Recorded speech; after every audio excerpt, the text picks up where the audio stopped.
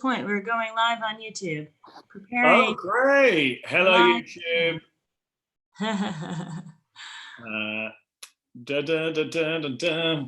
I'm gonna try to see if I can not mess around. As of this point, we're going live on the Mills are in the waiting room. Oh, great. Hello. Oh, how do I turn off that echo? So I need to mute there. So if I mute YouTube, that should work, yeah? What? Good stuff. Wiggly, psychedelics. I mean, time check. It's fun for me to mess around with video effects. There we go. Welcome, people. Hi there, YouTube. Hope everyone's well. Welcome to Sunday Assembly. Do we have Laura in the house? Everybody. Oh, I can't unmute myself. Am I unmuted? You did it. Hello, Laura. Fantastic. Good morning, everyone. Lovely to be here, especially as my computer just crashed. I'm on a new one. It's a lot better than mine. That's exciting to have that. Oh, hey there, Jamie. Lovely to see you in down in East Dulwich, Forest Hill Badlands.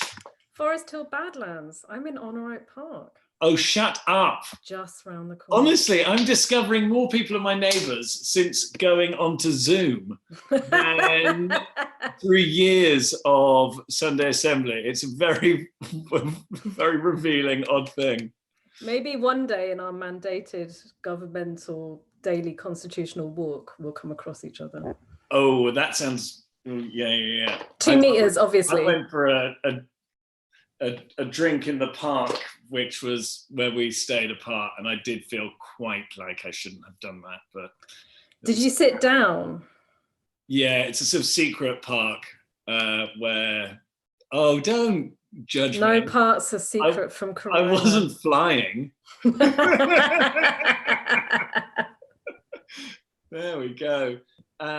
Hey gang, if you want to, do you want to go and write where you're zooming in from in the chat function? That's always quite fun to see where people are zooming in from. All right, I've just opened the waiting room, or I've gotten rid of the waiting room, so now I'm admitting everybody. Great. Yay! Come in, everyone. There we go. I'll get it off there. East Dulwich. Oh, that's you. There we go. Though I say it depends where. I sometimes say that I just live off Peckham Rye, because then some people will be like, "Oh, you live in Peckham," because it's like a bit cooler. In fact, we have Mitski from Croydon. That's just down the P4 for us. Obviously, there is no P4 for anyone who's not a key worker. Don't use the P4 unless you absolutely have to. I ended up having to get a bus to go in on a trip to the pharmacy. It was so strange. You know, they've got, now you can only get in at the back doors. It's got police tape so that you don't go near the driver. And there's really a lot of room. And it's like it's this thing where the most normal stuff becomes totally strange because we're in a pandemic. Smile, you're in a pandemic. That's what the TV show would be called. The game show, surely. Yeah, surely the game show. And so welcome everyone who is just joining. Laura, you are hosting for the first time. I am hosting for the first time. A bit about yourself? I am 34. I'm currently in lockdown in Honor Oak Park, Southeast London. I'm a part-time lesbian. I don't have a cat, but there is one from next door that keeps coming in. None of us are petting it because that's the word on the street. Oh, really? Yeah, so we can't pet. She's adorable. She comes in. She obviously, I think she doesn't really belong to anybody because we've kind of shouted over the fence. No one is her owner, so to speak. So I think she gets fed everywhere in the entire block of houses. Oh wow! 100, yeah. So she's very sleek. She's very well fed. She's doing very well. I don't What want else to happened? cat slut shame, but I mean, she sounds as though she's really living her best life, getting what she needs. I think that's an absolutely valid lifestyle choice. Yeah. And Well I done. don't see why, you know, she's at the prime of her life. Why tie herself down? Why? So we've got people who are calling in from all over. There's someone calling in from a boat in Regent's Park. We have Medea from Switzerland and Tracy from Herne Hill. Hello, good morning. Got someone is called. Oh, we've got Jenny. I think you were here last time, calling in from Milan, which is lovely to have you here. Hope things are going sort of better there. And then where else? Good evening from Jess in Los Angeles. Good evening, Jeff. Lovely to see you. Hi from the Netherlands. Yes, Jenny, you are with us for a second time. Coming in from all over, and if this is your first Sunday Assembly, welcome. It's weirdly, the lockdown has made it a bit easier for people to join. So we have certainly made it easier to join from Milan, but it's even made it easier for people to join from London. And the title of this Sunday Assembly is an environmental theme, and it's like how to have more fun by flying less. And let me tell you, everyone, you are enthusiastic double thumbs up, absolutely nailing that right now. So well done there. So everyone who's not on a plane, fantastic, keep at it. Yeah, I mean, if you are at the moment sort of texting this while flying, well done to you for that. Oh, we've got someone who's saying hi from Pushkar. I don't even know where that is. I'm going to Google it soon. And so hi, at the Assembly, what's going to happen is that there is a theme that we're going to explore. There's going to be performers. We've got an amazing guest speaker. You guys will also go and be able to talk to each other, whether you're in Sheffield or York or East Finchley. Someone's saying India there. And so, Laura, do you want to go through the running order? I will go through the running order, Sanderson. It might take me a couple of seconds because I'm looking at it on a computer that is not normally my own. Okay, what do we have here? Okay, there we go. So, welcome to Sunday Assembly. I think we've been doing that. Everyone arrives. Apparently, Spotify in the background. Have we had that? I don't know. You're going blow by blow. I'm going blow by blow. Do you think I should cut it down? Do the edited highlights? Well, I don't know. We'll just go off what's written here on the screen. So we're going to sing a couple of songs. There's going to be the performance by Bellatrix. There's going to be some notices. We're then going to hear the talk. There's going to be another song. And we're going to have the Trying My Best, a moment of reflection, one last song. And then you can grab a tea and then chat to other people. But you're at home, so you can grab whatever you like. Go and have a barbecue and share it with people. And so we're going to go and should we do our first song, Laura? Let's do our first song. Well, what I'm going to National Express by the Divine. Yeah, what I'm going to invite people to do is, if you can, I'm going to invite you to stand up for this, so that we can sort of at least get a bit of movement in. I'm going to balance a washing basket precariously on a bench so that I can do that. So stand up, do that, and just sort of get into your body a bit more. Maybe have a bit of a clap. Let's have a clap heard all over the world. Yeah. I'm going to invite you to do that. Let's have a bit of a boogie to no particular sound. Carry on. No, are you there? We've lost you. So let's get some of that stretching in. Let's get ourselves ready. Make sure that we're all engaged in the upper and the lower body.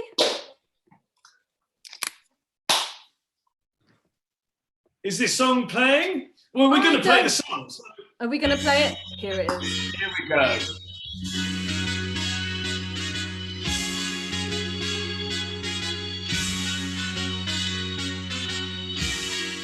Let's take a ride on the National Express.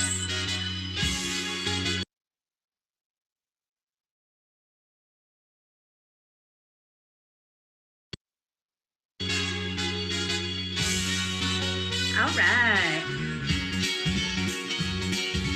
1, 2, 3, 4.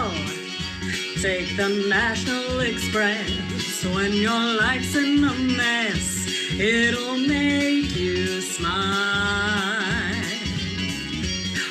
human life is here, from the feeble old deer to the screaming child, from the student who knows that to have one of those would be suicide, to the family man manhandling the pram with eternal pride. Everybody sings, oh yeah, all right, we're going where the air is free. On the National Express, there's a jolly hostess selling crisps and tea. She'll provide you with drinks and theatrical winks for a sky-high fee.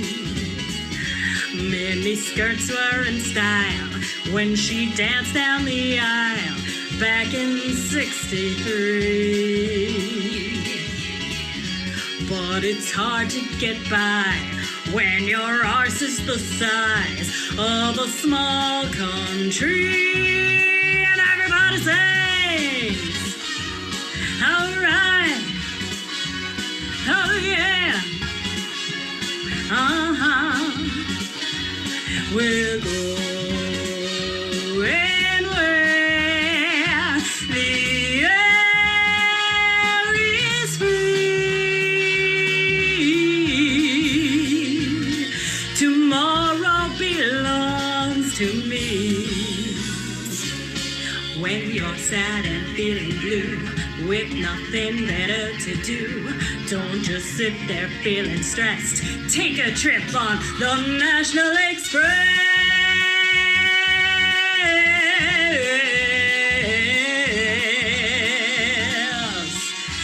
On the National Express.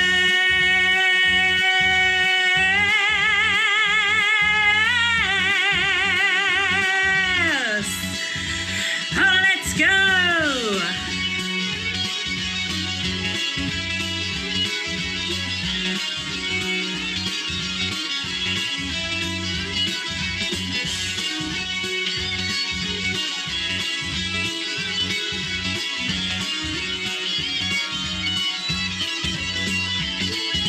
National Express, National Express, National Express, National Express, National Express, National Express, National Express, National Express, National Express, National Express, National Express, National Express.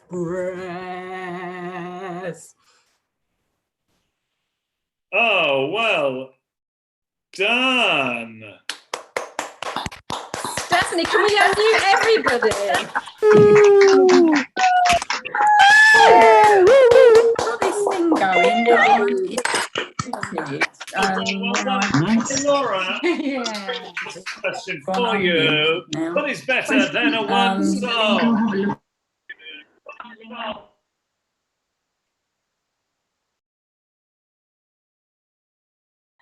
Are we still in? Yeah, there we go. I love everyone being muted at various different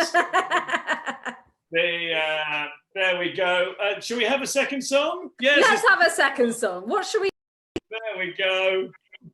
I suddenly got it as well because it's the National Express. We're doing this about flying. I was like, why are we doing Ocean Colour Scene and the National Express? And I'm so dumb, I didn't get it. It took me a while. With your song, Lovely Day. You have two options for this song. Numero uno, you can come on the journey of holding out the lovely day for a really long time. Just know that you'll need some breath support for that. Or you can go backup singer route and sing lovely day, lovely day, lovely day, lovely day. You choose for you. So let's do this.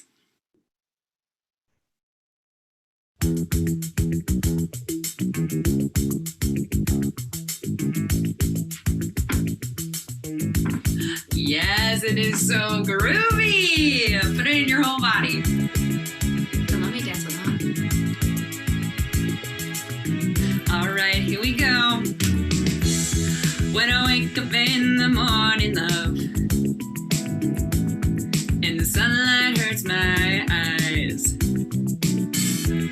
and something without warning, love, bears heavy on my mind. Then I look at you, and the world's alright with me. Just one look at you, and I know it's gonna be a lovely day.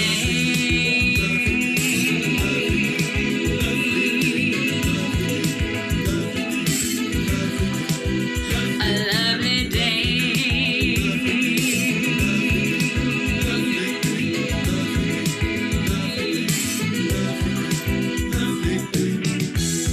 When the day that lies ahead of me seems impossible to face, when someone else instead of me always seems to know the way, then I look at you, and the world's alright with me. Oh, just one look at you, and I know it's gonna be a lovely day.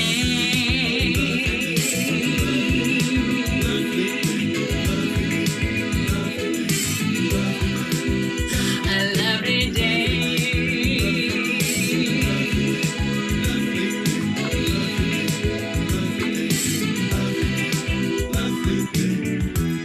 When the day that lies ahead of me,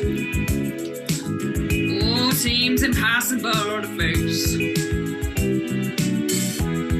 and someone else instead of me always seems to know the way, then I look at you, and the world's alright with me. Oh, just one look at you, and I know it's gonna be, get ready, this is a high note, ready? A lovely day.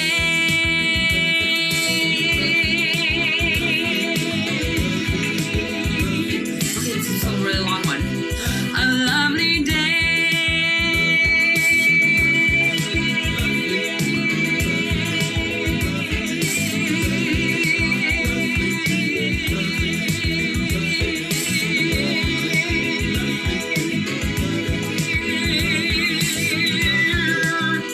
A lovely day.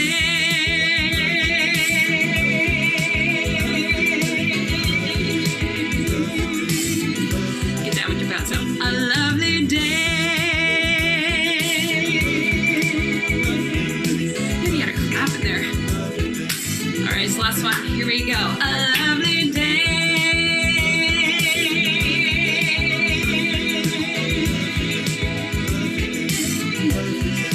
Nice job. Whoa, give a big round of applause.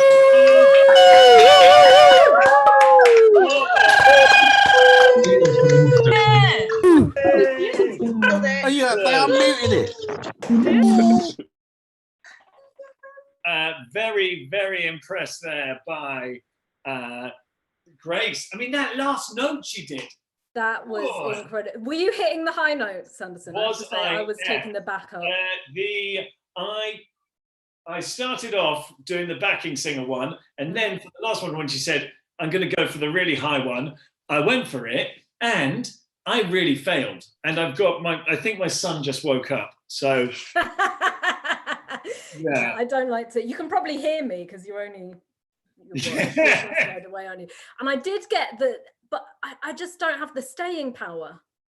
I mean, I hit it and then I don't understand when she breathes. It's witchcraft, I think. yeah. That's Spectacular witchcraft, obviously, for Sunday Assembly. So, hey guys, it was wonderful to see all the videos of different people singing all over the world. And so now we are going to go and move on to our, well, often we have a guest poet, but we've got a guest double bassist. Just before we move to our guest double bassist, can we introduce our wonderful Sunday Assembly attendees to our wonderful team of moderators here? Who they have a little star in front of their names, and they're just here to make sure that we keep Sunday Assembly to be family appropriate fun for the whole family. So they're just here to make sure everything runs smoothly. And a big thank you from our side to our wonderful moderators. Doing the secular Lord's work there. Thank you. And so if, and likewise, we have this as an open space where everyone can come. If someone was to say anything or do anything which you thought that's not on, just go and raise your hand or put it in the message box or just reach out, because we obviously, the whole point of this is we want to be able to welcome everyone, and to do that you just have to go and, you know, all be looking out for it. So Laura, then now we move on to the Bellatrix. You think it'd be a good time?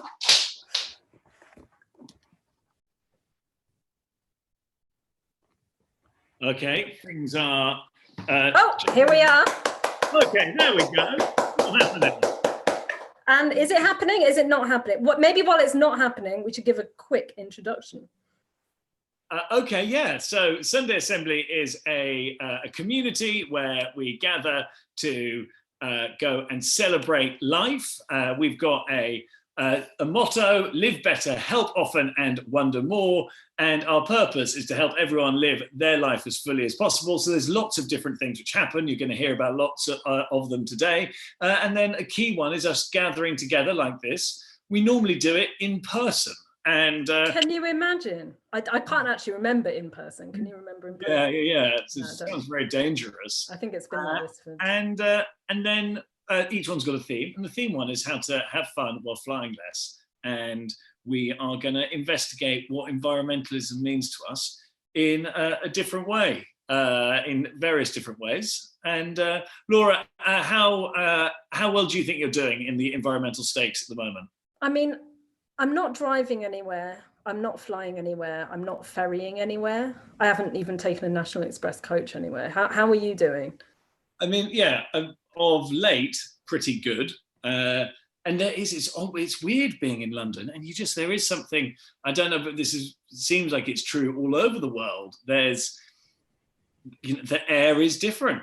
There is, like, the streets are empty. It's a sort of a very weird way to get a look into a world which we've always seen as impossible, but and seen through smog also. Yeah. So, I mean, in some ways it's very weird to have this conversation, this idea now, but in other ways it seems to be really appropriate. Like, we're actually living in a world which lots of climate scientists say it'll have to be a bit more like this, where we're not moving around. So, and everybody's been, I don't know how it is in your neck of East Dulwich, but just down the road here in Honor Oak Park, everyone has been tending to their garden. Everyone who has the luxury of having a garden has been tending to it and doing their compost heaps and all that kind of stuff. And I think the environment around us is getting more important, if anything. Yeah. So, we really hope that we're going to be able to learn from our speakers, and it's going to be explored in different ways. And now is probably the right time to go and introduce our first guest contributor, Bellatrix. So, give her a round of applause, guys. There we go. That's it. Well done. There we go. Over to you, Bellatrix. Hello. Can you hear me? Hi. Is that working? Yeah, we can hear you. Okay. I need to be muted. Cool. Hi, my name's Belle. I go by Bellatrix, and I do a few things. Well, I'm a musician. What I'm going to do today is play a song for you so I'll be playing double bass and singing and beatboxing. So as an artist, I wear quite a lot of hats, I suppose, and one of them is quite a lot of people know me as a beatboxer. I was the first professional female beatboxer in the UK and former world champion, but then also I've more recently started making my own music. And the song that I've chosen to sing, so I basically I really wanted to prepare something especially for the theme, but I've been experiencing a bit of a creative winter in these unprecedented times. So I was like, okay, look, you're just gonna have to relate one of your songs to the theme somehow. So the piece of music that I'm gonna sing, it was actually the first song I ever wrote when I was little. And it's about addiction and escapism and the sort of numbing and disconnect of that. And the way that I can see that kind of relating to the theme of looking at flying is that I feel that there has to be a huge amount of numbing and disconnect that we do in order to be able to basically treat the planet and each other in the terrible, terrible ways that that we do in our capitalist system. So that's how I'm relating this song to the theme. Yeah, it's called Sweet Stuff. And I've got a really nice delay pedal. It sounds like this. Whoa.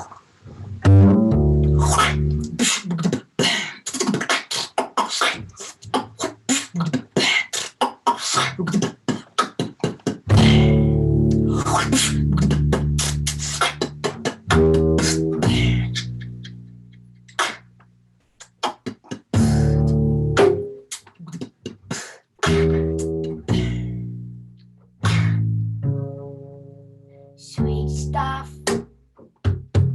I know you got some sweet stuff kicking around in that head of yours. I ain't never seen some eyes as hollow as those you got there. Can you see with them?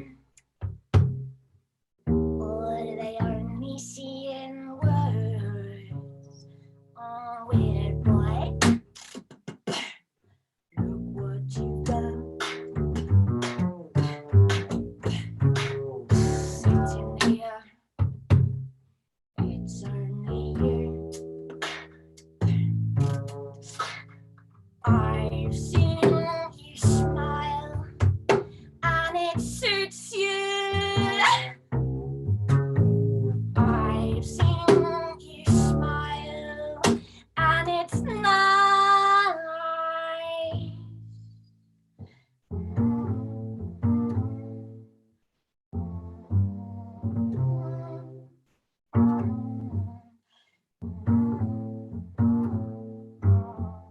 Sweet stuff, bye bye. I can see you want to go. Pacing back and forth between the walls of yours, drawing horrid spiky spirals and throwing your body inside. Oh, I can't see you, I can't see you anymore. Weird boy, look what you've done. Sitting here, it's only you. I've seen you smile, and it suits you. I've seen you smile, and it's nice.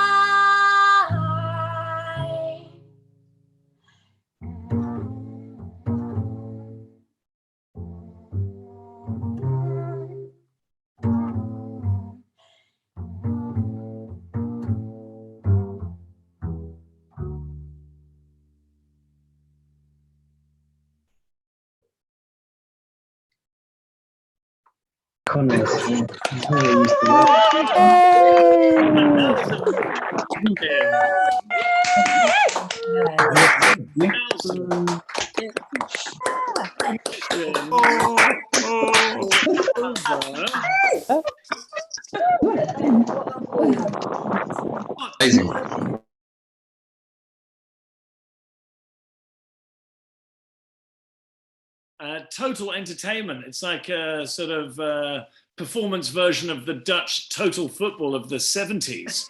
That was beautiful. Thank you so much for bringing that. Yeah, that was incredible. We are, so grateful. And is that idea of numbing is, it's odd, isn't it? Like, I've been thinking about it in terms of just when you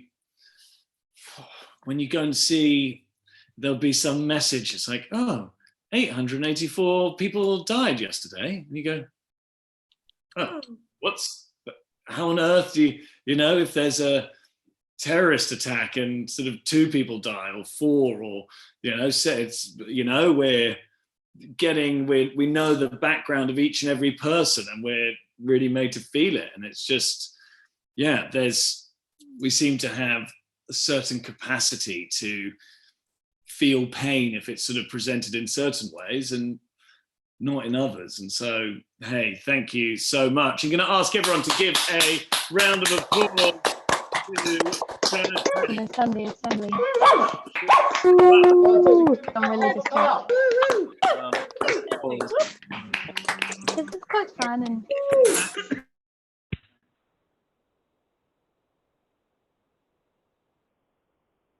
I was going to say, would you like to introduce our next act? Oh, So, you're muted. Sorry. Am I in? Yeah, you're in. You're in, Laura. Hello, I'm Well in. Fantastic. Thank you so much, Bellatrix. That was incredible. Very grateful that you were able to give us that today. And next, I would like to go to another incredible act. We have the fantastic Matt Lockwood with some notices. There we go. Well done. Pick up, Matt. Oh, is he here? Oh, nearly. Oh, can everybody see me? I can't see me. Yeah, we can see you. Okay, fair enough. Okay, I've never really been described as an act before, but following Bellatrix, that's annoying. I saw her win a couple of World Championship beatboxing things a few times, and notices is never really going to follow that. But there is a lot going on at Sunday Assembly. As we always say, it's not just these meetings on Sunday, it's also a lot of stuff that goes on otherwise as well, especially during lockdown. There's a lot of stuff that's going on today, and if I can manage to share my screen successfully, it's all listed on the Sunday Assembly website, and we're continually updating it. But the best way to stay up to date is to sign up for the newsletter, which you can find on the homepage over on this right-hand side. So sign up for there and you'll get an email about all the stuff that's going on. But for this week, we've got on the events page, which you can click on what's on to get to, we've got a load of stuff going on. So it's Sunday today, which means we've got a lot of assemblies going on. They started this morning with Munich, who unfortunately sent us the wrong login and sent us the login to their Parent Teachers Association meeting, so didn't really see that. So Munich, London, obviously, Edinburgh going on at the same time, and then some of the American ones later, Gainesville, East Bay. I'd definitely recommend East Bay. They've got a speaker called Dave Warnock, who's currently dying from ALS. And he's going to be talking about facing life without a religion to back it up. He was supposed to be speaking at Sunday Assembly East End, but obviously he couldn't get over here. And San Diego as well, Los Angeles, SA Atlanta. Los Angeles are going to be talking about community and dinosaurs. Not really sure how that works. But also today we've got poetry groups, a book group where they're going to be talking about illuminations. And then throughout the week, there's a load more stuff happening as well. So every day we've got things. These aren't events that are necessarily put on by Sunday Assembly. They're events put on by people who come here and who are volunteering their talents and their time. So most days there's some kind of meditation, laughter yoga, qigong going on. Sanderson's running his Lifefulness Live events on Monday, Wednesday, and Friday. And on Wednesday, when he has a special guest. He's got Shamash Aladina from the Museum of Happiness, who is genuinely about the happiest person you're ever going to meet. Sorry, people keep sending me messages. It makes me think that you can't hear me, but you can apparently. But yeah, if you want to be kept up to date on all the things that are going on, whether you want to do meditation, qigong, or book groups or whatever, go to the webpage, sundayassembly.com, sign up for the newsletter and have a look what's on there. And finally, the next Sunday Assembly, which will almost inevitably also be online, is on the 3rd of May, and the theme is going to be many voices, one song. The speaker is going to be James Sills, who wrote a book called Do Sing, Reclaim Your Voice, and Find Your Singing Tribe. So he's going to be talking about finding your tribe through singing. And if I stop sharing, that's the notices. Thank you. Yay!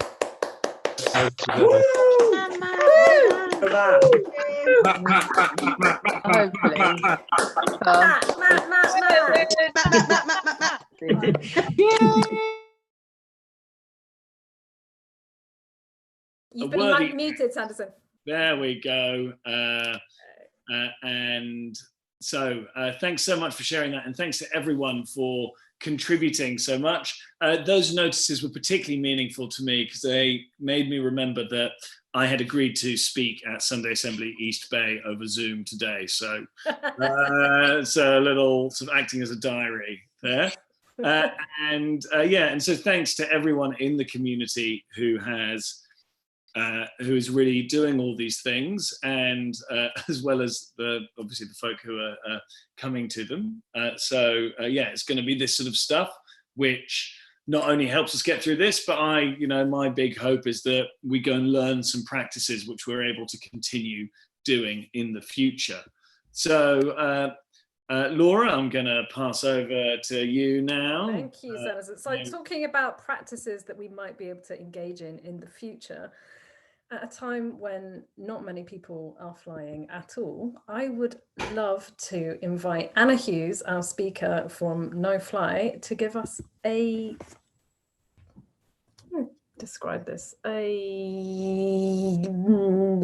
talk.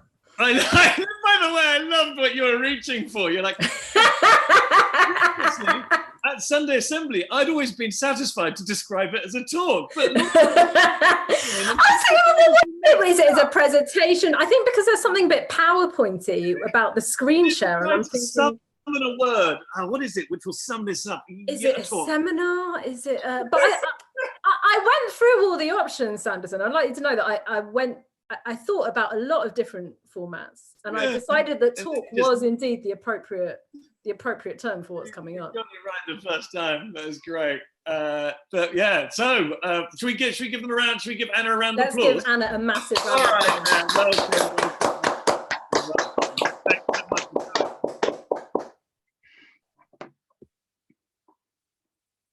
Oh, Anna's on mute. Anna, we can't hear you.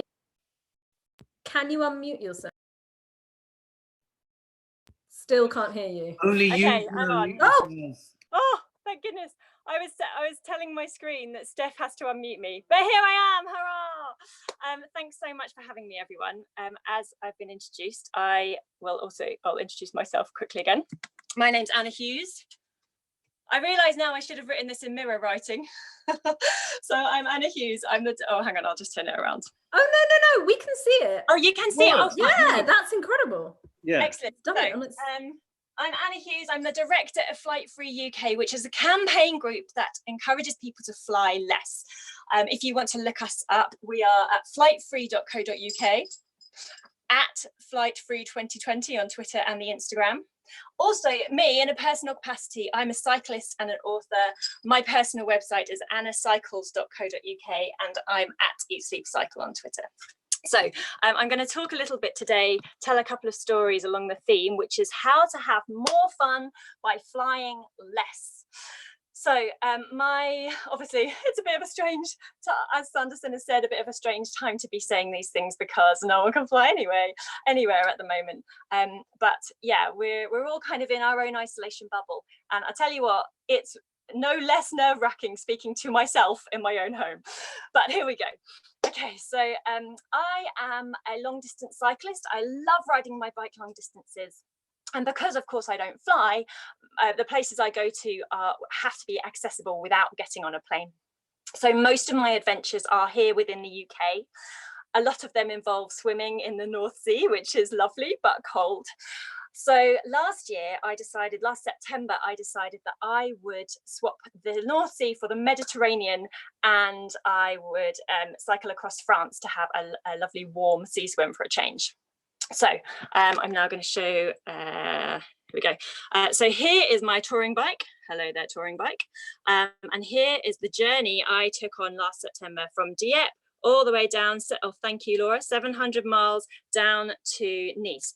But that alone was not enough of a challenge. So I decided to cycle up Mont Ventoux 3 times. Now, Mont Ventoux is one of the peaks that they often use in the Tour de France. It is not part of any mountain range, it's in Provence, and it's quite famous because it kind of stands alone, towering over the whole landscape in Provence, and it is 1909 meters high. And there are 3 villages or 3 towns at the foot of the mountain. And if you cycle up, so there are then therefore 3 roads all the way to the top. And if you cycle up each road in a single day, then you join Les Clubs de Cinglés du Ventoux, which literally translates as the madmen of Ventoux. So that was the idea. That's the kind of challenge I like. So I got all the way through France. I got all the way to Ventoux. I set off on my bike at 6 a.m. on the day of the challenge. So that's me at 9 a.m. having got to the summit for the first time. This is me at midday having got to the summit for the second time. Whoop! And this is me at 7 p.m. having got to the summit for the 3rd time. As you can see, a bit of a mad challenge. Okay, then I carried on cycling until I got to Nice. Here I am in Nice, and I had my wonderful sea swim. Now, when I was in Nice, the airport of Nice is right by the beach, basically. And so in the sea, just swimming in the sea and kind of chilling out after this incredible challenge that I'd done, which, by the way, was really hard. I can see some comments coming in. I've kind of brushed over the fact I cycled up a mountain 3 times, really hard. But yes, I was enjoying my reward of swimming in the sea. And the planes kept going across every 5 minutes. And I was thinking, looking at everybody else lying on that beach, I was thinking probably most people got here by plane, because that's how we get around, isn't it? That's how we travel. Obviously not me. I went home by train. Oh, hang on, sorry. Yes, here I am. So that's me getting on the train, the TGV, which goes all the way from Nice all the way to Paris, and then you get the Eurostar back. There's my bike, all the nuts luggage that I took for my long trip through France. So I personally haven't flown for over a decade. Now, the reason for this is environmental. So I have, my whole life, I've been aware of environmental issues, and I've tried really hard to reduce my carbon footprint in every area that I can. And that includes things like my diet, so I'm vegan, my clothing, charity shop, thank you very much, energy, so I have a solar panel, I don't drive, but flying is a really big one. Even if I did all those other things, if I continue to fly, all those savings could be wiped out. So just to illustrate this, here is a bar chart which kind of illustrates that point. So, yes, correct, we charity shops. It's funny having the comments kind of flip up because you sort of get a bit distracted. But anyway, here we have a bar chart that shows us the impact of flying. So the top bar says 1 return flight from London to Bangkok is responsible for 3.24 tons of carbon dioxide per passenger, that is, per passenger. Here, and compared that to the other things that we might do in our lives, eating meat for a year generates 2.65 tons of carbon. Driving for a year, so this is average mileage, average vehicle, 2.6 tons.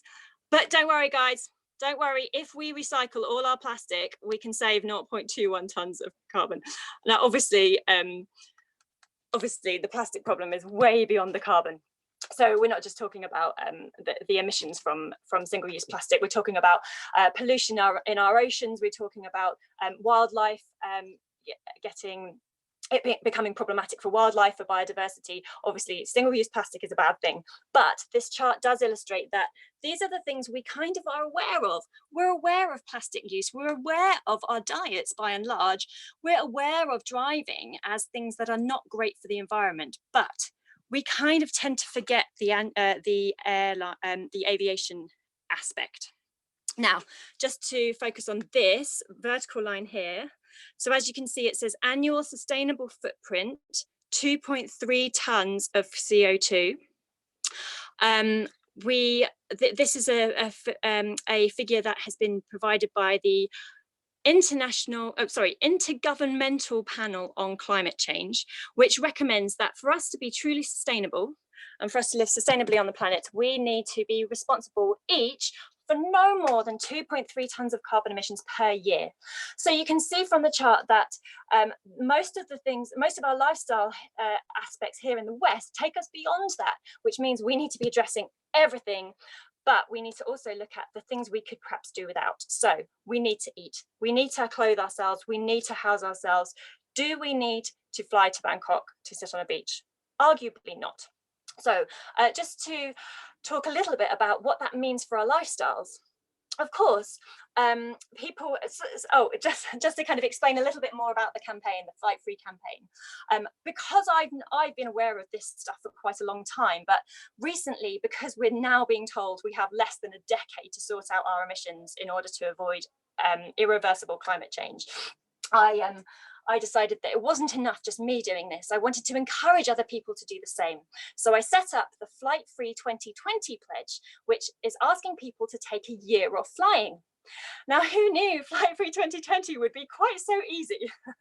But we've had quite a good response nevertheless. Lots of people signing up to take a year off, mainly as a way to sort of to kickstart or to kick a habit, just to kind of see if you can explore things by other means and open up possibilities by, you know, when you restrict yourself in some way, then that opens a load of other opportunities. So that's the campaign and that's the idea.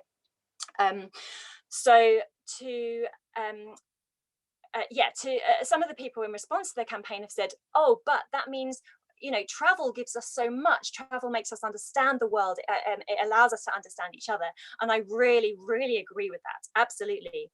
I would argue that air travel doesn't necessarily do that.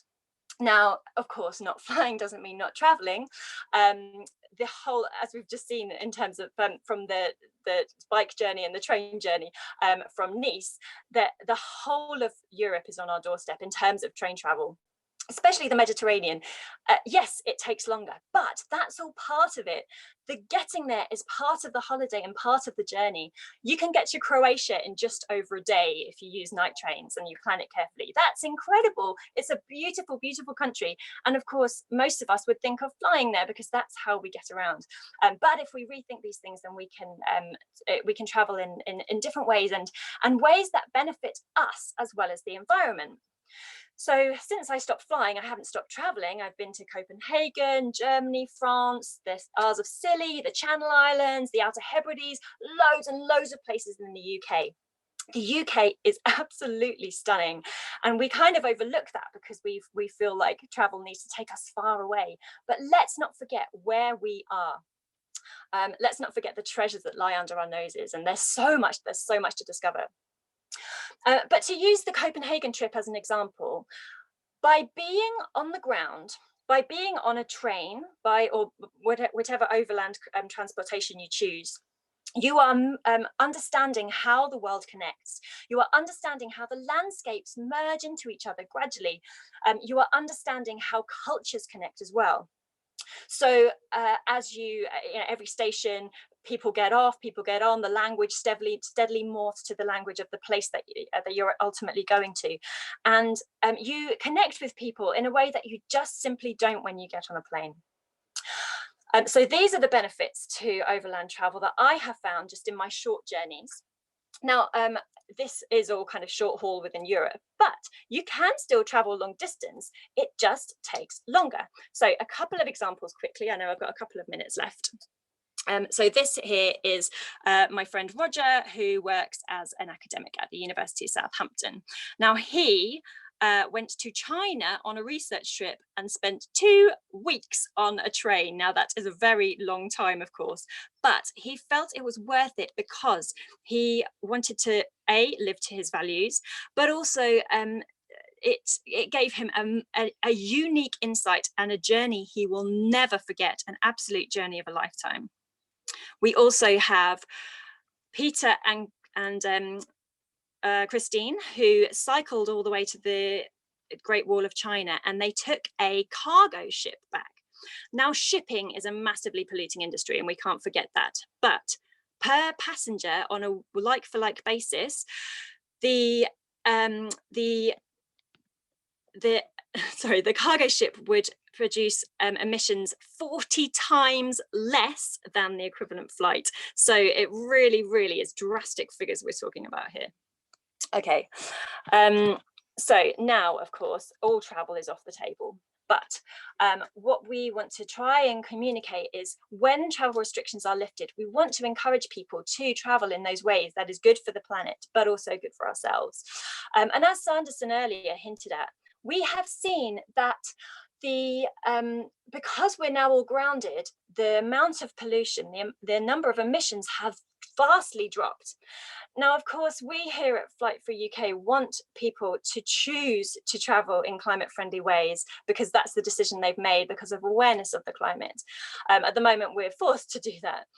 But wouldn't it be great if this were the future that we had chosen, a future with better air quality and far fewer emissions, because that's the future we ultimately have to choose if we are to be sustainable.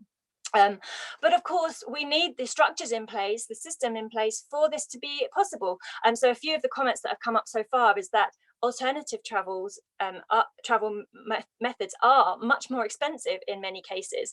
Flying is so cheap, and that's why one of the reasons why it's so common. Partly that's because there is no tax on aviation fuel. So that's a massive imbalance there. We need to address that. But we desperately need our governments to make the climate-friendly choice the easiest and most accessible choice and cheapest choice. We can demand that as consumers. So that's one of the ways, one of the things behind the campaign. We can demand that. And in Sweden, where climate awareness is higher, climate awareness of flying is higher, there was a 9% drop in domestic air travel last year and a 4% drop overall through people choosing this. And the government and industry responded by cutting some flight routes and reinstating rail routes and night trains, which is fantastic. What a great way to get around. So this shows that we do have power as consumers, and what the choices that we make will make a difference, especially if we do them all together with other people. So to conclude, this doesn't mean you have to ride up Mont Ventoux 3 times or take a train to China, but every single choice that you make will have an impact. We do have huge power as individuals and consumers. Oh, there's me, triumphant pose. Here is the campaign that I'm running. We're aiming for 100,000 people to choose to be flight free in 2020.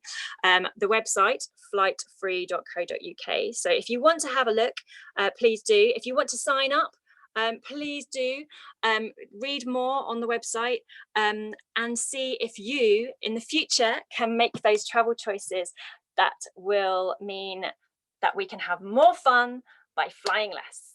Thank you. Yeah. Wow. Yeah, make more light. Hello, well done. Hey. Not really a solution like intercontinental. Did you try a new lifestyle or test it, or what was the phrase? Explore. Yeah, I've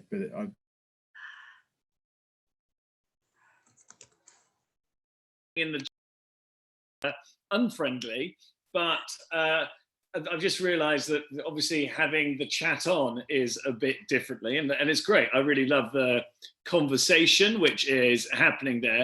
I think often when we're online, it can be quite easy to speak to people in a way you wouldn't if you're one-on-one. And by the way, I'm not saying that that's what I've seen in the chat. I just realized that we haven't sort of like established how we do that. So I just wanted to wanted to draw that up, particularly as one of the things that we're going to do now is we're going to go into breakout rooms. And so we're going to have a question. It's written down on a piece of paper, which as I'm operating my son now, I won't be able to go and grab. Our question is, what can each of us do to help the environment? What can each of us do? I did see there that someone did say that actually getting rid of children is a good way to help the environment. And someone else commented that the best thing to do, because children take up less, make less emissions than adults, we just have to make sure they never grow up. Oh, well, look here, he's not. So I think we've got a kind of Peter Pan. He hasn't sort of flown much recently. I'm quite attached to him, but if someone has a very persuasive argument. Well, you just have to keep him that age. I think that's okay, the that's suggestion. It's pretty adorable. So now what we're going to do, we're going to go into breakout rooms. If anyone, the easiest way to make sure that you're in a breakout room with amazing people who listen respectfully and who give everyone enough time to speak and don't talk over people is if you yourself are that person. So we're going to go into breakout rooms now to ask a question about what can you do to help the environment, and then we are going to I'm going to have to go and return him somewhere. So we're just going to go into breakout rooms now. And just to let everybody know, breakout rooms are not, there's no mandatory socialization that is required. So if you're in a breakout room and you feel like you don't particularly want to chat to anyone, that's fine. You can also just observe. All right, there we go.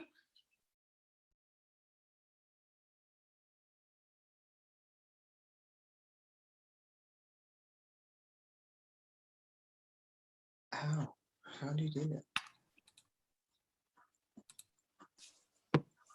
Hello.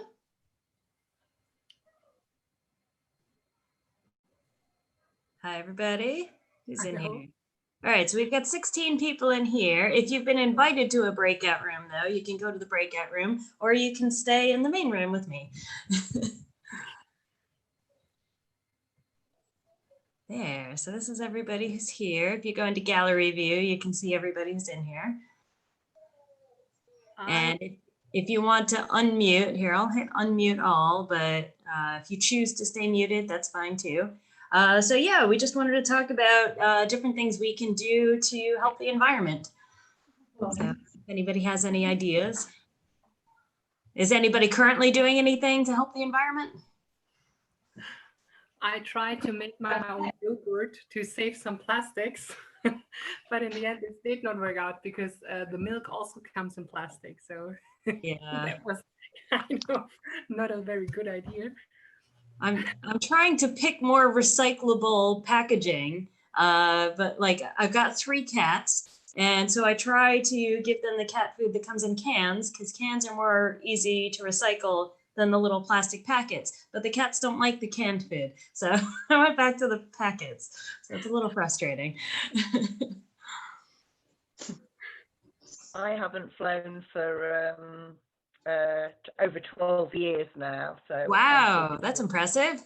So yeah, but then I've moved to Devon 5 years ago, so I'm quite lucky that I've got all the beauty around me anyway. So well, yeah, I guess if you live in a wonderful place, you don't need to go anywhere else.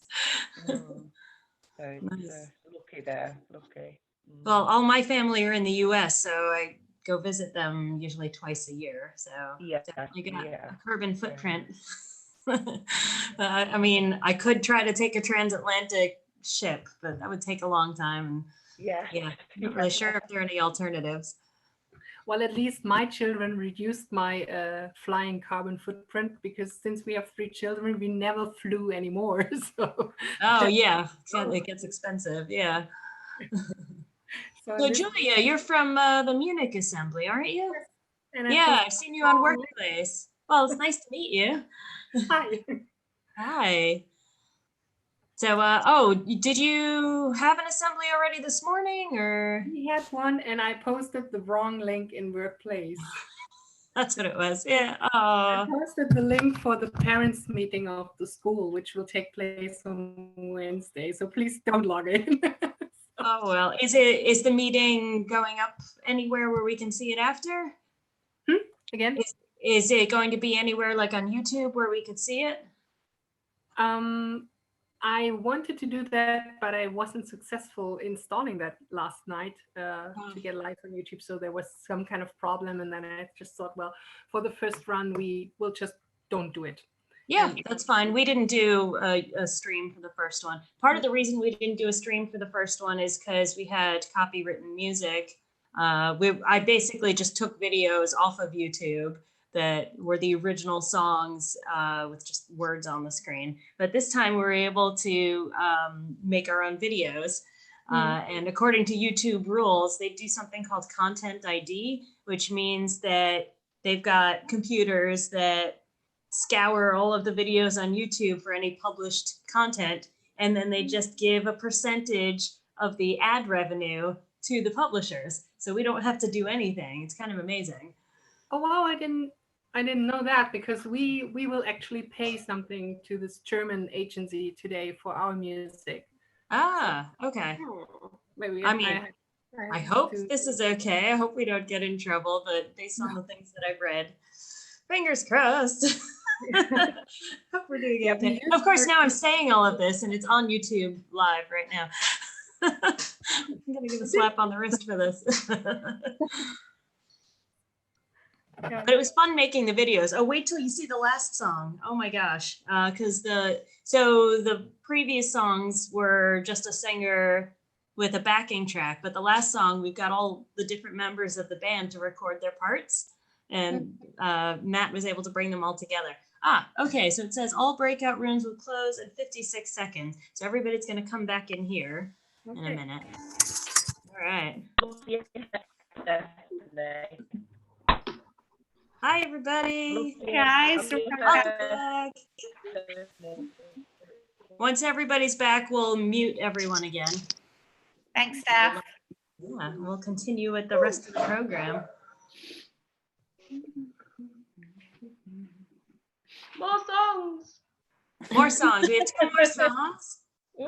We've got a Trying My Best and a Moment of Reflection. So yeah, definitely stick around. And at the very end, what we did last time was people wanted to keep talking. So we set up breakout rooms again after it was over, just so people could chat like we normally do after an assembly. So we would encourage you to go make some tea and grab some biscuits and stick around, and I'll have more chat at the end.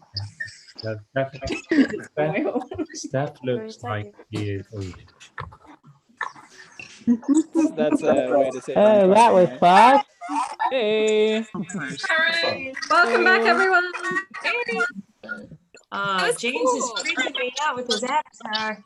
Hey. Everyone. All right, I'm gonna mute it.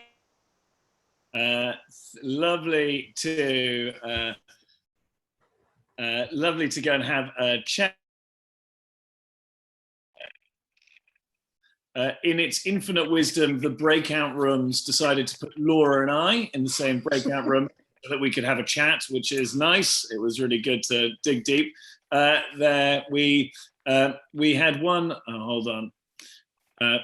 By the way, I hope everyone doesn't mind that you might notice that I'm sort of making sure that I spotlight either myself or Laura and not other people. I've just been Zoom bombed a few times, and I'm just wary of what some people have as their backgrounds. So just so you know why that's going on. It's to keep it family friendly. It's not narcissism on the part. Yeah. But actually, I tell you what, it's actually one of those wonderful situations where it's both. So it's I like a little bit from column A, quite a lot from column B. So we even had in our group someone who has been a vegetarian for a very long time. Before it was cool. Before it was cool, but then now, unfortunately, the vegans have come on the scene of a really vegetarian. Stealing the limelight. Yeah.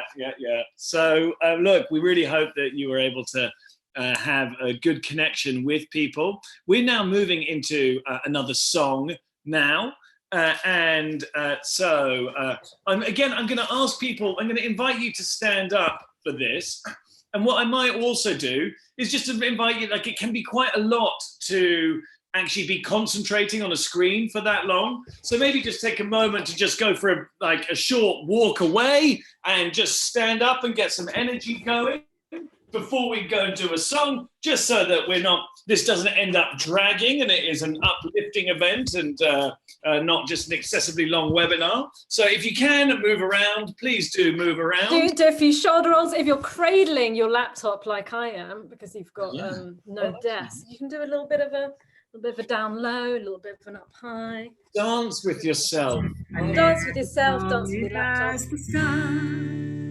It's more a change of heart, rapping on the windows, whistling down the chimney pot, blowing off the dust in the room where I forgot I laid my plans on solid rock, stepping through the door like a troubadour while you're just an hour away, looking at the trees on the roadside, feeling it's a holiday. You and I should ride the coast and wind up in our favorite coast just miles away.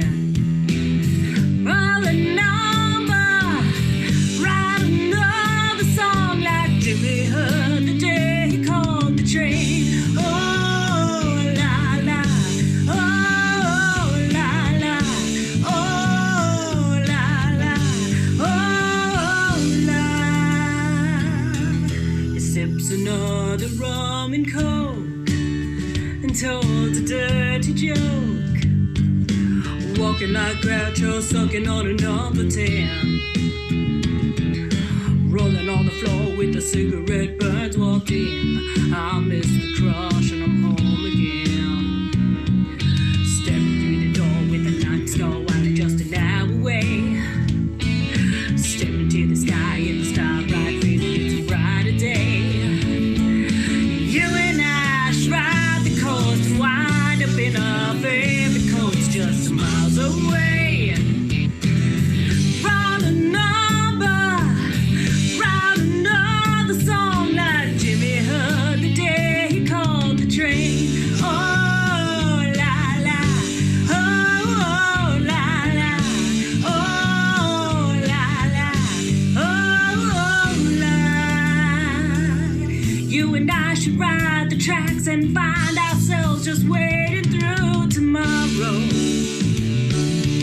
And you and I, when we're coming down, we're only getting back, and you know I feel no sorrow.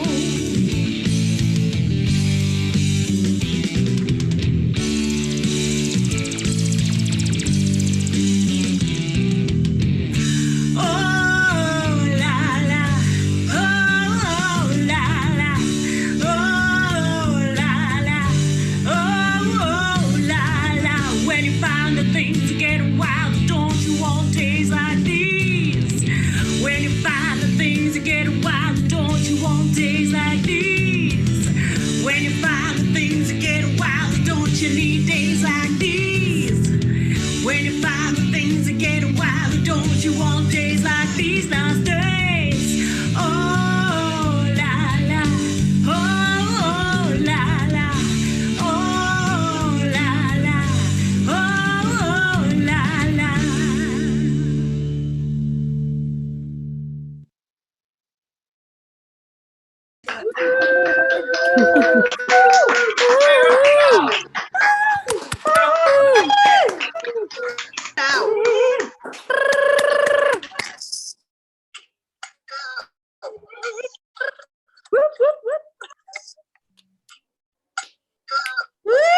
Whoa, look at that. Sorry, I need to move my angle.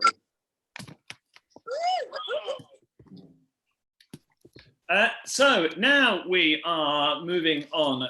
We're going to have another speaker who is one of on the board of Sunday Assembly, because Sunday Assembly is a charity. We do all of this to try to build community, because we all know this community helps immensely in this time of isolation. I mean, even before we were literally socially isolated, and it helps with mental health, helps with physical health, and that's a sort of real issue in our society. And so we're going to invite Annie Perez, who's going to talk through the donations at Sunday Assembly. So give her a little. Yeah, one Annie! Thank you, Sanderson and Laura. Gosh, yes. So going to our kind of, well, firstly, I think it's important to say, yes, we are a charity, and it's an absolute privilege being on the board, which I've been for a year. It's thanks to my dear friend Jenny, who I know is on here. Hi, Jenny.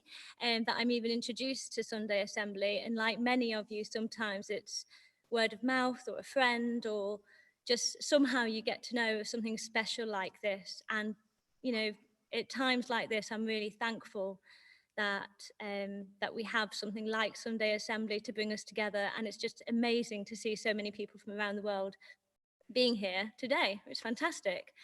So yes, I would like to touch on charity sector a little bit. It is a bit of a mess at the moment, unfortunately. A lot of charities, especially small charities, are struggling at the moment more so than ever.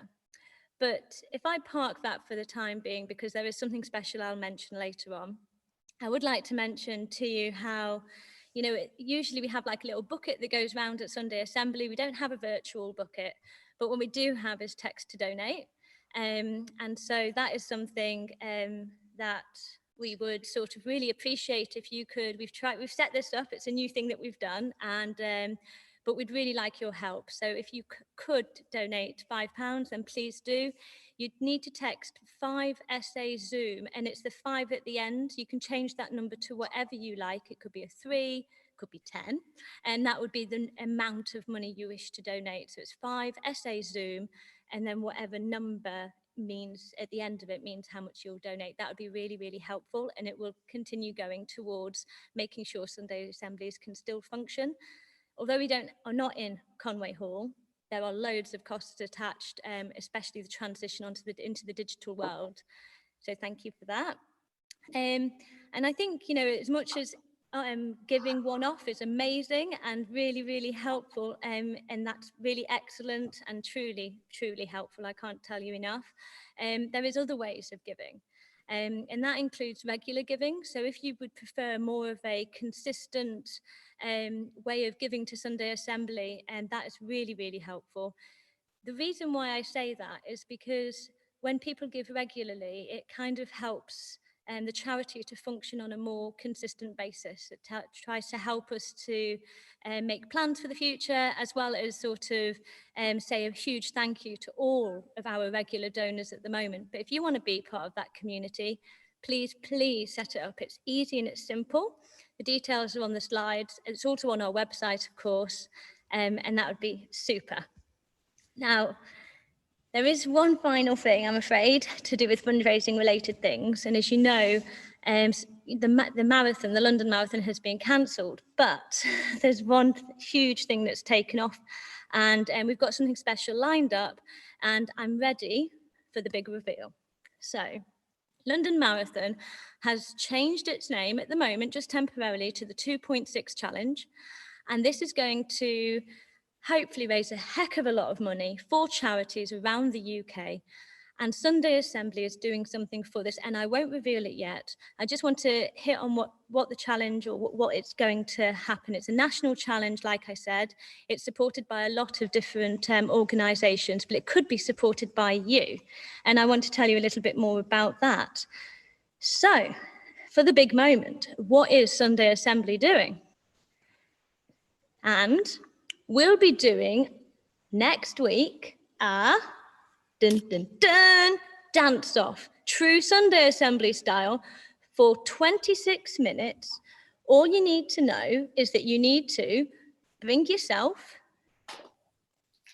have the music on that we are playing for a 26-minute that soundtrack of all the best songs that you know that we love.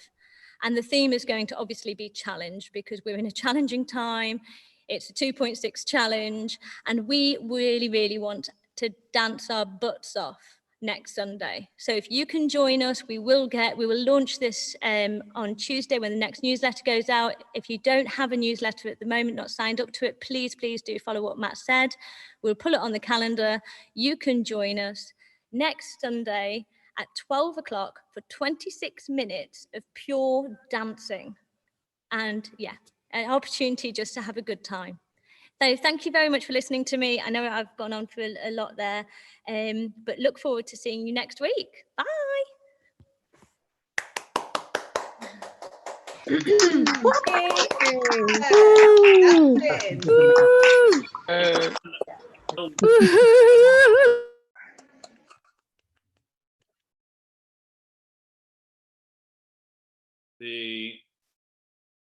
There we go. I was just about to spotlight Laura, but she disappeared into the gallery view. Guys, I am going to actually give everyone a moment there. If you do have your phones, if you would like to go and say Zoom 5 in the text. There's some instructions here, but you can go and look into the chat. If you do have a moment to do that, this is what keeps the charity going, and it would be amazing of you. And a huge thanks also to all of our regular donors who've been able to keep that donation going in these challenging times as well. It really does help the charity to plan. Thank you. Go and put the spotlight on yourself. I can't see you in the thing, and I don't want it to only be my face. Come on, Laura. If you done it? There, that's it. Am I in? Ah, better. There we go. Here I am. I can see myself 3 times now, which is secretly what I've always wanted. So. And so every time at Sunday Assembly, we have someone who is from the community who talks about how they're living these values in their lives and that they're trying to live their best life. And this week we have Zahura Plummer, who is trying her best. Big round of applause. Woo! Zahura! Hey. Hi. I'm Zahura and I'm trying my best. I don't know how to spotlight myself, so Steph, if you could spotlight me, that would be fantastic. Hey, so I'm going to be talking about a couple of things that are quite similar to what Anna's talked about, and obviously keeping with the theme of having fun, but also kind of struggling with things, trying my best. So I'm very involved in Extinction Rebellion, and I'm going to tell a little bit of the story about how I kind of got there. And I think probably like most people, I grew up knowing about climate change, and I knew it was all really bad. And I worked in climate change when I first left university back in 2006, which seems like a very, very long time ago now. And it was really, important and urgent, and I learned lots about it and things like this. And then in my 20s, I kind of drifted away from it and became kind of overwhelmed, numb to it all. And I kept seeing all these news stories about how more and more terrible things are happening, more and more warnings from scientists, and more Arctic ice is melting. And then I was, and it just seemed like so big. I just kept ignoring it. I just was like, oh, I can't deal with this. It's just too awful. And I did loads of fun things and interesting things and all this kind of stuff. And then later on, just a couple of years ago, the IPCC report came out, which was, really said that we've got to act very, very quickly. The window is getting very, very small. And then the WWF report came out really soon after that, which was about losing all these species of animals that we've lost, 60% of all animal species around the world. And I kind of really re-engaged really quickly, but it was awful. And I was just overwhelmed with despair. And it was just, what can I do? And all of this kind of stuff. And it was just dreadful.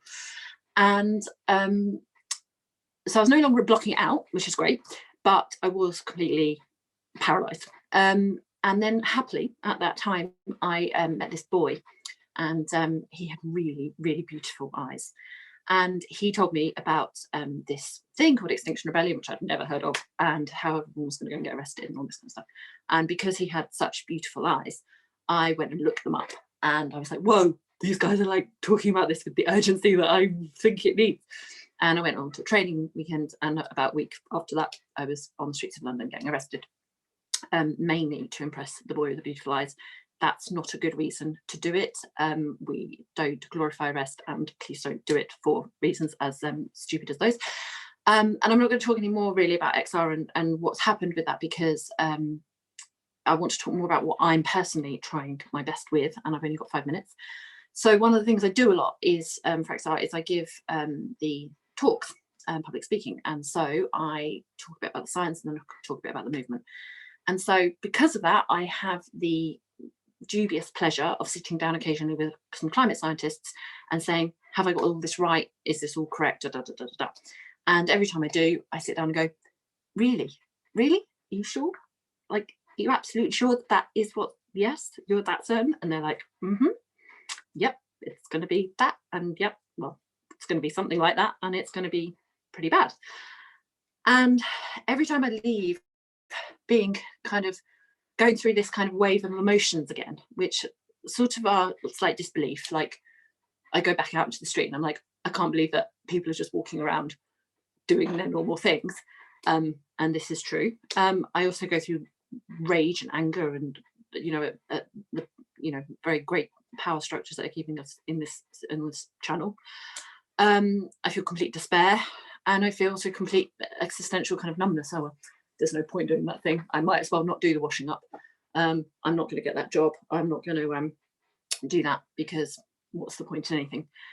And then I also get really random bits of optimism. Like, I call that optimism, not hope, because it's not really founded on anything. It's like, well, maybe they're wrong. Maybe they're just wrong. Like, surely can't be right. They're probably wrong. And so I kind of go through those regularly. And then relatively recently, I was in my studio late one night working on a presentation for a talk that I was giving, and I was updating it. And I had probably not been very efficient during the daytime, so I was working very late, I was very tired. And I got this graph, which I'd looked at millions of times before, and it showed where we're going to go in the next 100 years if we do loads of things, if we don't do anything, if we do.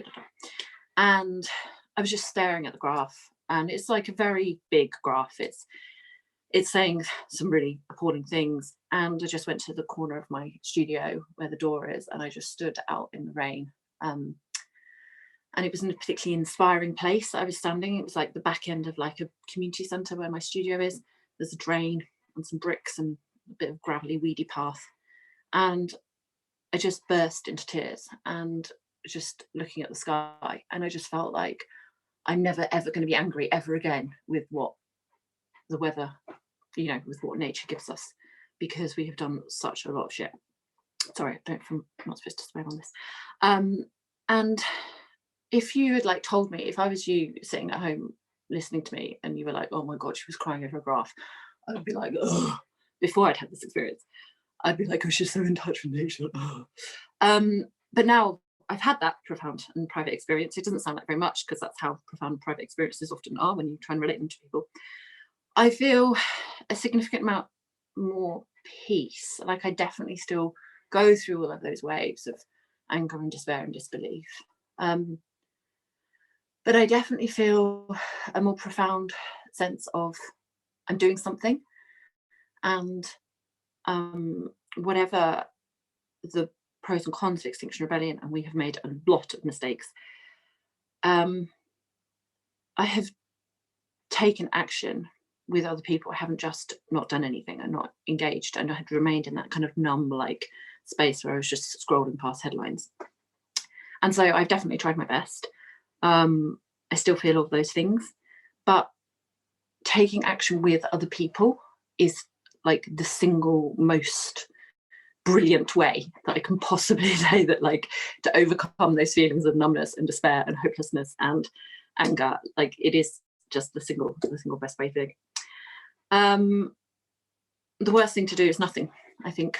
And yeah, that's me trying my best.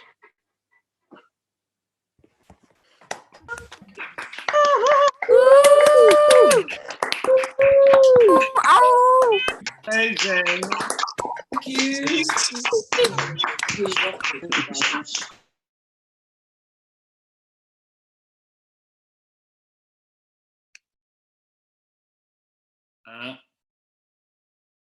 That was amazing. Every now and again. Oh, hold on. Where am I gone? I don't know. You're still here. You're Oh, in. yeah, there we go. That's it. Put the spotlight on Laura there. That was beautiful. Thanks so much, Zahura. Yeah, it's very complicated to know what to do with those huge feelings around the environment.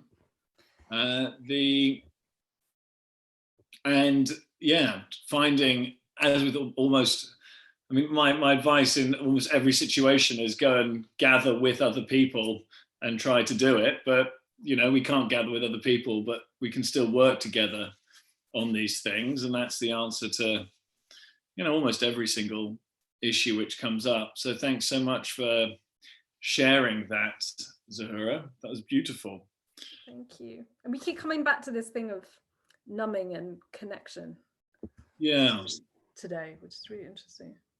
And so what we're going to do now, this is a perfect introduction to that, is I'm just going to ask everyone, we're going to have a moment of reflection. And yeah, this is just the time for us to find a space to be quiet, and there's different things that you could do with it. It might be thinking about something you can do. It might just be a moment just to be, because the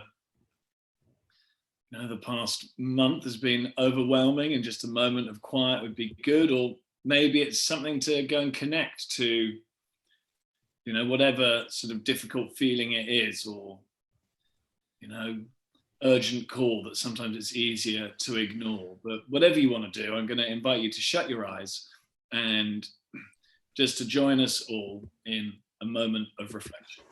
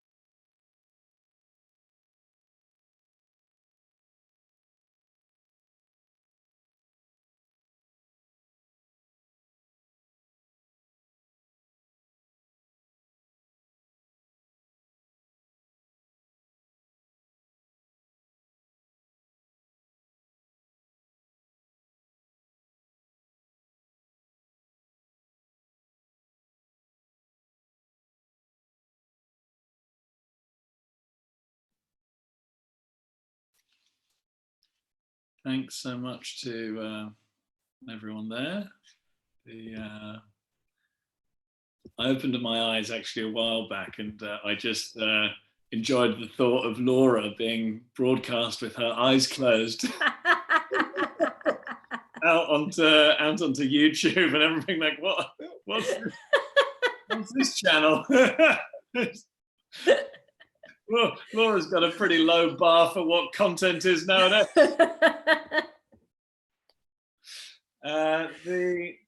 So Laura, what came up with you during the Sunday Assembly? Was there any reflections that you've got? I've been thinking about, so in our breakout room, which I was lucky enough to share with you, Sanderson, and some wonderful others, we were talking, well, I said, what is it we'll have to give up? And our 16-year-old vegetarian, well, our Sunday Assembly attendee who became veggie at age 16, just got me to reframe it a bit and think about what, not giving up something, but doing things differently and gaining something through that. I think I normally think of it as like, oh, what really fun stuff do I have to not do anymore? It's probably not the it's probably not what is going to bring me closer to lowering my emissions. The idea of deprivation. And so what, there's something that just made me think about, one, both this lockdown, but also having Ragnar, having a sort of a 10-year-old child is its own sort of, a 10-month-year-old child is its own sort of sudden limitation on your activities. I mean, it's not necessarily the great reduction in climate change that, as has been brought up a number of times in the comments, thank you very much, I will not sacrifice my son, a la Abraham before God on that, whatever it was. God did change his mind on that one, right? All right, I won't do what the chat says. But I actually found myself being quite a lot more content because there were reduced options. You know, it's not like when you were, particularly if you're in London and you've got, you're doing things and, being like both entrepreneurial and sort of like also in the sort of comedy world, there's this idea that you should always be doing more. There's this you could go to, there's that you could go to. And actually not having those options before there, I remember distinctly saying it's like having a child is like sort of putting dynamite around your life. But it was actually, in many ways, it's been really good to go and have, by not having those options, actually sort of finding a contentment. And I'm sure there's plenty of people here with kids who'll be like, oh yeah, that's what you tell yourself. Can't do anything. Maybe, so it's when you were sort of just reflecting that back, that's what made me think about it, because I do find it challenging to, that fear of missing out side of things is a very strong one in humans. So thanks so much to everyone who is here. And we're going to be doing, there's the one next week, which you've heard about, and there's one in 2 weeks' time as well. And then in collaboration with Sunday Assembly London, we'll be doing also an online sort of memorial service on May the 10th, which is just all around sort of reflecting on the losses we have, though maybe it's the wrong way to look at them as losses. And I also want to thank all of the organisers who've been able to do this. So please can you join me in giving a round of applause to Stephanie, who's been doing it, to all of the moderators, to all of the speakers we've had today, to all the people who've made that bit. I can see everyone going for it. I'm switching to the review. Let's just go and let people around the world. Well done, Steph! Well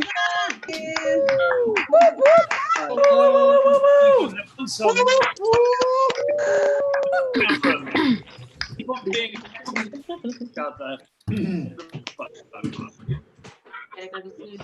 oh, here we go.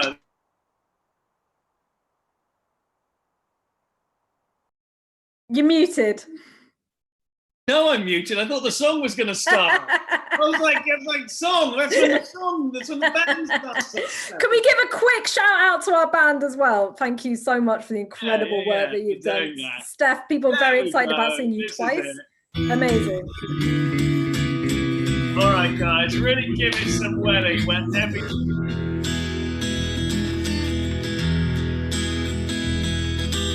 You keep saying that you got something for me, something you call love, but confess. You've been a messing where you shouldn't be a messing, and now someone else is getting all your best. These boots are made for walking, that's just what they'll do. One of these days, these boots are gonna walk all over you.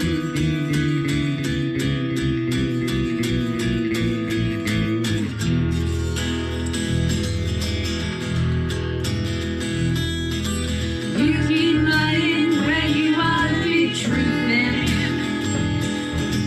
You keep losing when you ought to not bet. You keep saving when you ought to be a-changing.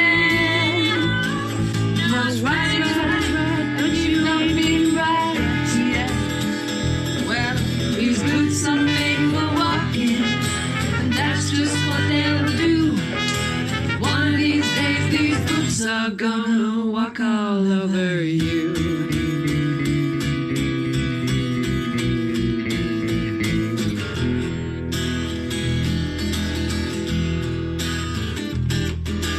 You keep playing where you shouldn't be playing, and you keep thinking that you'll never get found. I just found me a brand new set of matches, yeah. And what he knows you ain't got time to learn. These boots are made for walking, that's just what they'll do. One of these days, these boots are gonna walk all over you.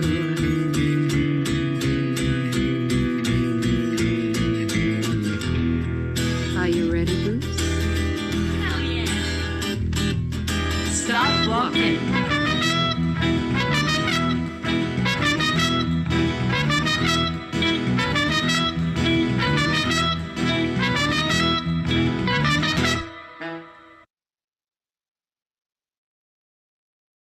Oh, give a big round of applause, everyone, wherever you are.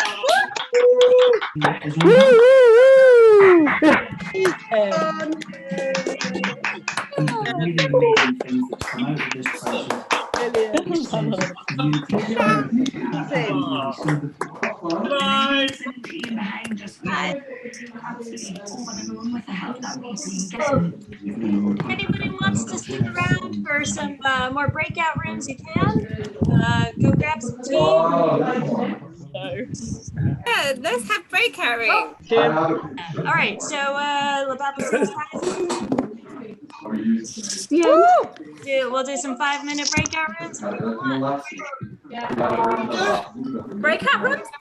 Yeah. All right. I'll set it up. I can't really create the rooms until we know how many people are. I still get like, you know, have you ever had oatmeal on phone? What do you do? And then All right, I'm gonna recreate rooms. Let's do it.